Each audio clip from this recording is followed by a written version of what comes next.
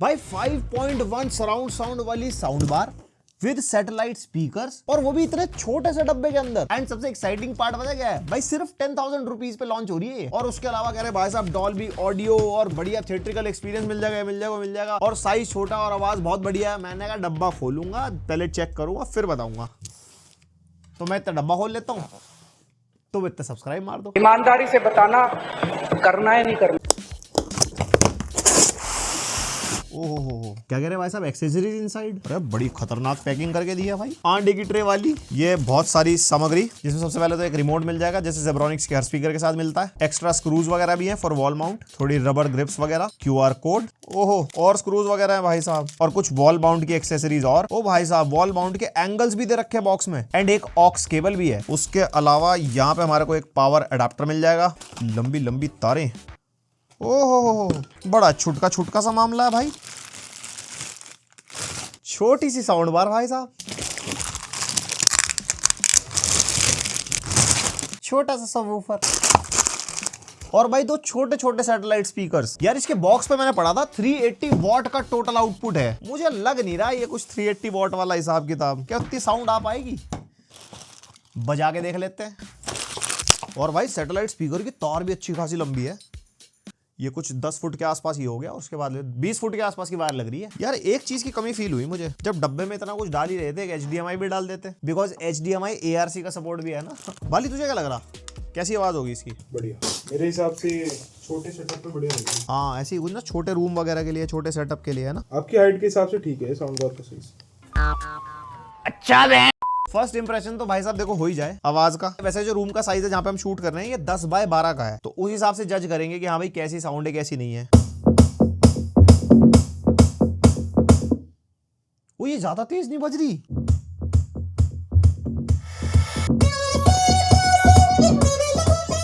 ओ भाई ये तो जबरदस्त चीज है। अभी तो वूफर टेबल पे है तब ऐसी बेस आ रही है। इसे जमीन पे रख के देखो, बहुत अच्छा लगेगा।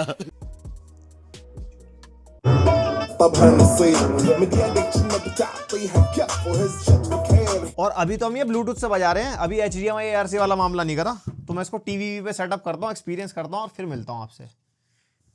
ओ भाई ये है तो छोटे से, हम इसको टेस्ट करके देख रहे थे भाई। साउंड क्वालिटी भाई मजा आ गया सुन के, क्योंकि हमने इसके अंदर गेमिंग, मूवी, म्यूजिक हर तरीके से एक्सपीरियंस किया, अलग अलग रूम्स में भी एक्सपीरियंस किया। क्योंकि भाई छोटा डिवाइस है, किन लोगों को ये टारगेट करता है, कितना बड़ा एरिया उनको चाहिए पर्टिकुलर साउंड एक्सपीरियंस लेने के लिए।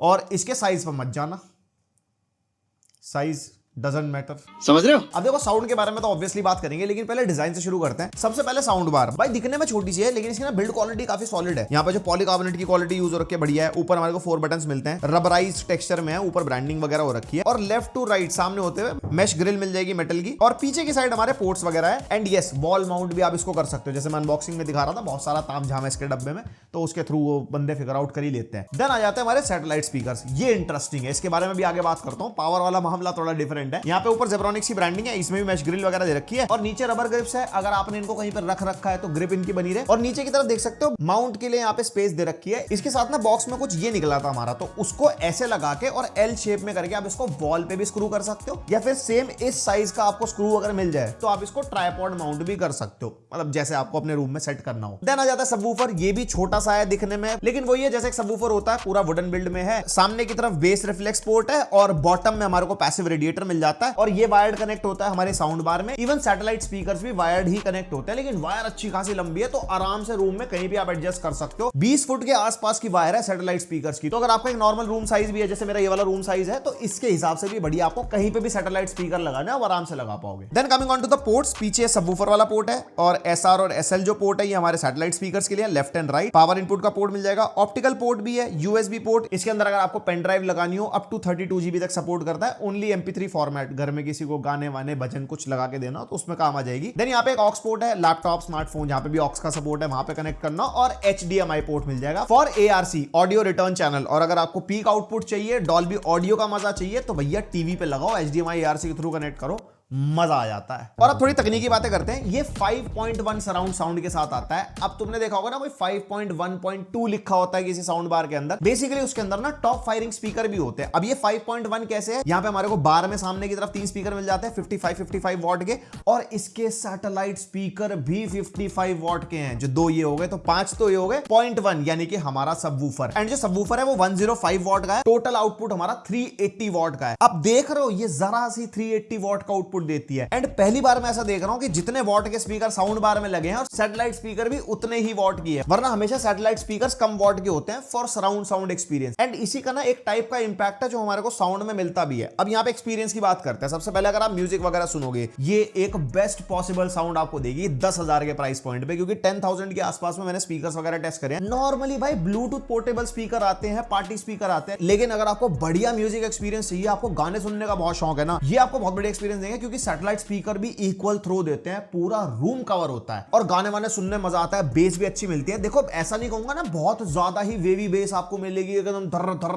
वाला मामला जो हो जाता है वो नहीं है। यहाँ पे 105 वॉट का सबवूफर है, बेस की पूरी फीलिंग आएगी, ओवर थम्पी बेस नहीं है। यहाँ पे पूरा बैलेंस्ड एक्सपीरियंस मिलता है साउंड और बेस का। और म्यूजिक में मिड्स जो वोकल्स हैं वो अच्छे सुनाई देते हैं। सेपरेशन में थोड़ा आपको फील हो सकता है अगर आपने इससे बड़े साइज की साउंड बार एक्सपीरियंस कर रखी है या थोड़ी एक्सपेंसिव साउंड बार एक्सपीरियंस कर रखी है, क्योंकि देखो एक छोटा साइज है। अब छोटे साइज में क्या है ना, 3 स्पीकर है तो उसको उतना स्पेस नहीं मिल पाता साउंड को प्रॉपर्ली जो फैला के आपको मिले। लेकिन हाँ, सैटेलाइट स्पीकर अपना पूरा काम कर देते हैं। ये मैं चीज क्यों बोल पा रहा हूं, क्योंकि काफी मल्टीपल साउंड बार्स हम एक्सपीरियंस कर चुके हैं। और बाकी जो हाइज हैं वो क्रिस्प हैं, सुनने में बढ़िया है। मतलब ओवरऑल म्यूजिक में एक्सपीरियंस में मुझे तो कोई प्रॉब्लम नहीं लगी according to the price. Then coming on to the movies, क्योंकि मूवीज के अंदर ही हमारे को प्रॉपर 5.1 का मजा मिल पाता है। वैसे हाँ, कुछ म्यूजिक है जिसके अंदर डॉल्बी वगैरह का आप एक्सपीरियंस कर सकते हो, बट मेनली मूवीज में समझ में आता है। जितनी भी नेटफ्लिक्स की लाइब्रेरी है सब में 5.1 का तो आराम से सपोर्ट मिल जाता है। और डॉल्बी ऑडियो एंड एटमॉस में देखो कंफ्यूज मत होना, एटमॉस होती है सब्जेक्ट बेस्ड, जिसमें भाई जिस टाइप का विजुअल होता है वैसी आवाज सुनाई देती है। बट डॉल्बी ऑडियो में ना बेसिकली एनहांसमेंट है कि आपको ऑडियो क्लियर सुनाई दे, लाउड सुनाई दे और सराउंड भी अच्छा खासा हो जाए, जिससे इमर्सिव एक्सपीरियंस रहे। लेकिन Dolby Atmos and Dolby audio दोनों डिफरेंट है। एटमॉस के लिए भैया देखो ज्यादा पैसे खर्चने पड़ते हैं। वैसे हमने इनका साउंड बार एक किया था 7.1.2 सराउंड साउंड वाला, भाई वो देखना भाई, वो एक अलग ही सिनेमैटिक एक्सपीरियंस था। बट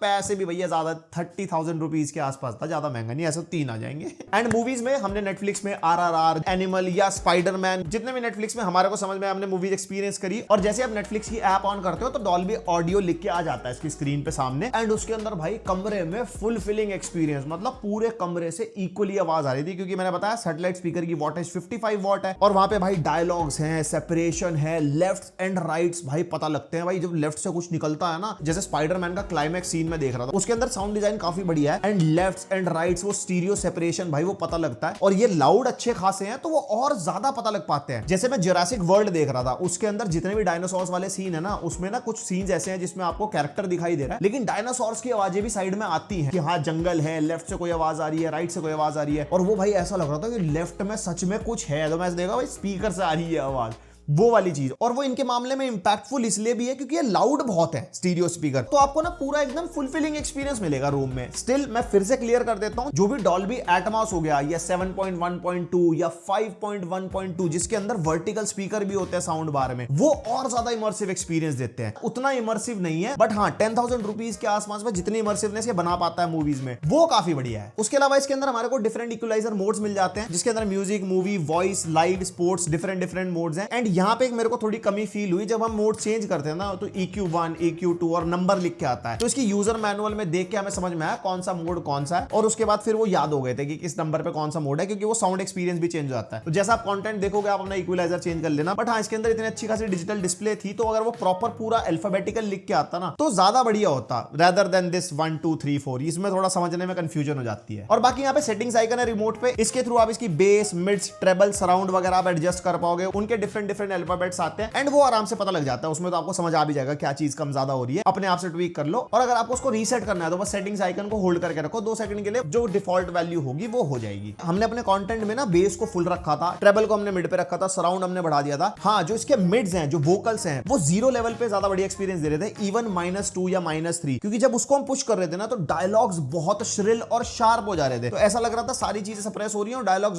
बहुत लाउड सुनाई दे रहे हैं। तो वो चीज आप अपने हिसाब से ट्वीक कर सकते हो। मतलब साउंड एक्सपीरियंस बढ़िया निकाल पाओगे। And same goes with gaming. PlayStation 5 अगर आप लगाओगे डॉल्बी ऑडियो मिलता है उसके अंदर, एंड सेम जैसा मूवीज में एक्सपीरियंस मैंने आपको बताया वैसा ही मिलता है। फीफा खेला हमने, स्पाइडरमैन हमने खेला, या कोई भी PlayStation का टाइटल आप खेलो, उसके अंदर साउंड सेपरेशन भाई बहुत तगड़ी होती है। और अगर आपका 8x8 या 10x10 का रूम है ना, उसके लिए भाई ये स्वीट स्पॉट है। 380 वॉट का आउटपुट। इवन बड़े एरिया में भी हम चला के देख रहे थे, जो हमारा ये वाला वर्किंग एरिया है बड़ा वाला, इसके अंदर भी साउंड अच्छी थी, बट स्टिल ज्यादा अच्छा एक्सपीरियंस एक रूम के हिसाब से बढ़िया है। और इसके अलावा अगर आपने एक डेस्क सेटअप बनाया हुआ है, उसके ऊपर आप गेमिंग कर रहे हो और आपको लगता है गेमिंग में साउंड तगड़ी चाहिए, या कंट्रोलर लेके आप थोड़ा पीछे बैठ के खेल रहे हो, तो डेस्क पे साउंड बार लगा सकते हो। छोटी साउंड बार है, पीछे सैटेलाइट स्पीकर लगा दो और सबवूफर हमारा टेबल के नीचे आ ही जाएगा, तो वहां पे मामला बढ़िया कर सकते हो। और बाकी रिमोट वैसा ही है जैसा जेब्रॉनिक्स के हर साउंड बार के साथ आता है। Volume button, play pause, front back, input, pair और इक्वलाइजर और सेटिंग्स वाला मैं आपको बता ही चुका हूं। तो ये था जेब्रॉनिक्स ड्यूक बार 9300C का पूरा रिव्यू, और ये 10,000 रुपीज पे लॉन्च हो रही है। बाकी कार्ड ऑफर, बैंक ऑफर देख लेना, बाद में प्राइस ऊपर नीचे हो जाएगा, मैं कुछ कह नहीं सकता, लिंक दे दूंगा मैं डिस्क्रिप्शन के अंदर। एंड 10,000 रुपीज के आसपास में 5.1 सराउंड साउंड, डॉल्बी ऑडियो, और अगर आपकी यूसेज मूवी, म्यूजिक, गेमिंग कुछ भी और रूम के लिए अगर आप एक साउंड बार देख रहे हो, तो डेफिनेटली आप इसको चेक कर सकते हो। देखो इसी प्राइस पॉइंट के आसपास पार्टी स्पीकर वगैरह भी आ जाते हैं, बट उनका यूज केस बिल्कुल डिफरेंट है। अगर आपको एक सिनेमैटिक थोड़ा सा थिएट्रिकल टाइप का एक्सपीरियंस चाहिए तो इन चीजों के लिए जाओ, वरना फिर पोर्टेबल वाली चीजें भी देखो मिलती है हर प्राइस पॉइंट के आसपास। बाकी हाँ, अगर आपका 7,000 के आसपास का बजट है ना, इसी के साथ एक और मॉडल भी लॉन्च होगा 9010C करके, जो 140 वॉट का होगा, डॉल्बी ऑडियो उसके अंदर भी मिलेगा, तो वो भी आप चेक कर सकते हो अगर थोड़ा कम साउंड चाहिए। मतलब थोड़ा वही है, जितने पैसे डालोगे उस हिसाब से एक्सपीरियंस मिलता है। बाकी आपके क्या थॉट्स है इसके बारे में मेरे को बताना कमेंट करके, और कोई कंपैरिजन वगैरह चाहिए अगर सेम प्राइस पॉइंट के किसी साउंड बार या स्पीकर या किसी भी चीज के साथ, कमेंट करके बता सकते हो।